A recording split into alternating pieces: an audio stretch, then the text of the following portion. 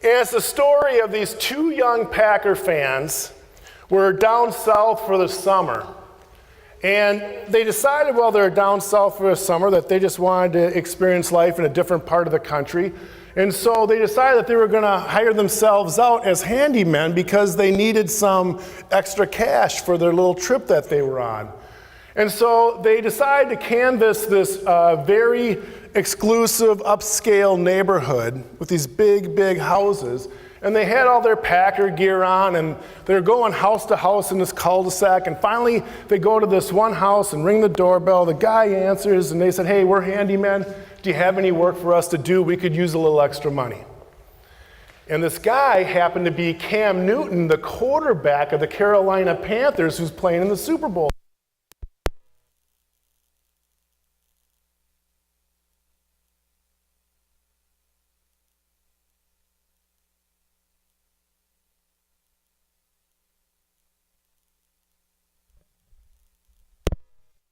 They were just excited young kids in college, and they said $50.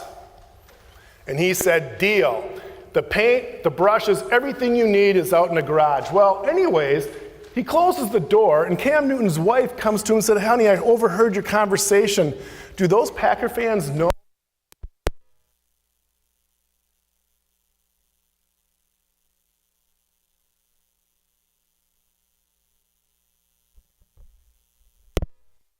"I guess you're right. I guess I should start believing all those things I hear about those Packer cheesehead fans anyways."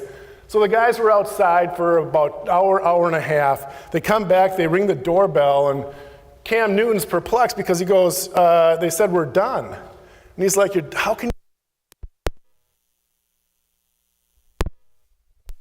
We were able to even give it a second coat.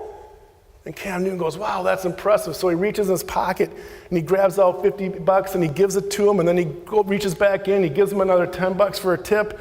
And these young Packer fans say, "Oh, thank you. And by the way, it's not a Porsche, it's a Lexus."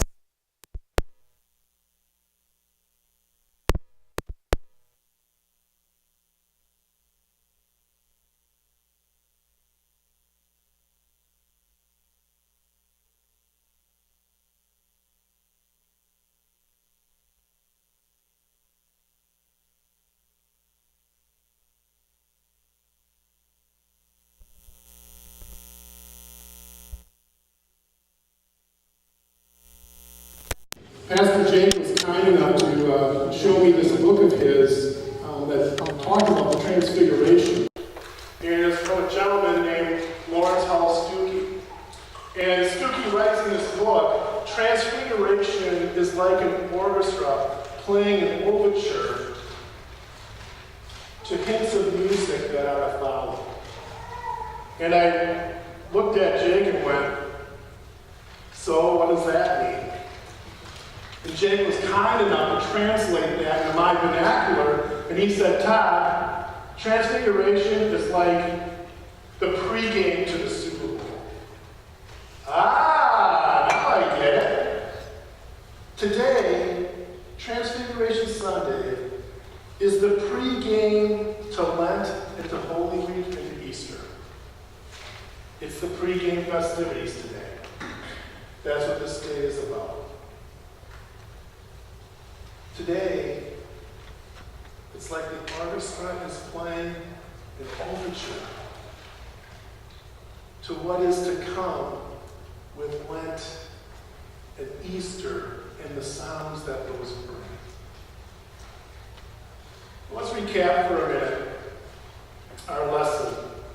We have Jesus going up a mountain. We have Peter, James, and John. We have Moses representing the law. We got Elijah representing the prophets. We got Peter wanting to build like a Bible Hall of Fame or something up on this mountain, right? We got clouds, we got shadows. We got a voice saying, "This is my son, my chosen. Listen to him." We got Jesus' face changing and his clothes being dazzling white. And then we have Peter. Now, we can't give Peter a bad rap, because any of us would have said what Peter did. because in that moment, Peter was trying to hold on and to save and to capture that moment. That special holy moment of Jesus and Moses and Elijah. And he wanted to capture that, to hang on to, and to be remembered. And any of us would want that. Any one of us in this room would love to have that, a moment of a mountaintop experience where we feel so close to Jesus that as the light radiates off his face, that we are warmed by it. Any of us would love to have that and want to capture that moment in our lifetimes and maybe even forever. You know what the problem is for me? I don't know if it's this way for you. The problem for me is that I don't always have access to a moment. The problem for me is literally I don't always have access to a moment. And spiritually, I don't always have access to a moment. Because there are some days when I don't have that mountaintop experience with God and hear God's voice and see Jesus' face radiating and changing. Some of my days are in the valley. A lot of my days on the plains. Thank you, Oklahoma and Nebraska. See, that's how it is in faith life. At least for me, it's that it's not always a mountaintop. There's a lot of plains and there's a lot of valleys. And sometimes I'm searching and wondering where God is, and I'm not sure if that's what your experience is, but I don't always have those mountaintop moments. I know that Peter and his friends, they wanted to capture that special holy moment, and I know they wanted to so badly be a part of that moment and savor it and capture it. And I know they wanted just to live in the shine of Jesus' face. But Jesus knew he had to go back down home. He knew he had to take the three back down the mountain. And do you know what they did before they went back down the mountain? They put their shoes on. That's my translation, by the way. Jesus knew he had to take the three back down the mountain, back into their lives. Their lives of suffering, their lives of poverty, their lives of oppression, their lives of hopelessness and a hurting world. Jesus had to go to where their lives were, in the plains and in the valleys. And that's the good news.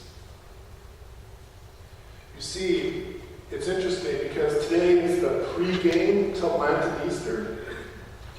You know, today is the day we eat chicken wings kind of thing, you know. But today is a reminder that, as Ralph Jacobson says, today is the day of the Jesus we want. When we have that mountaintop experience and we're feeling close to Jesus, we can feel his presence, life is good, everything's falling into place, everything is going our way, but guess what? As we go through Lent, on Good Friday, on the cross, that's the Jesus we get. One who came into our hurt, who came into our suffering, who came into our dying, who came into our oppression, who came into all the ways that we're broken. We are here with Jesus back at the bottom of the mountain. May we show his glory in our actions, and may we reflect his radiance and his Jesus shine in all that we do as we serve in his name. Amen. If you are able, please stand.